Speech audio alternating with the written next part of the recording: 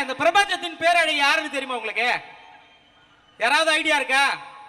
இந்த பிரபஞ்சத்தின் கருப்பு பேரழகி அண்ணன் கூட சொல்லியிருப்பாரு சிலுக்கு. அப்படி இல்லைன்னா நாங்க பாதியிலே நிறுத்துருவோம். அப்புறம் நிகழ்ச்சி வந்து ரொம்ப நேரம் தாமதமாகும். ரெடியா?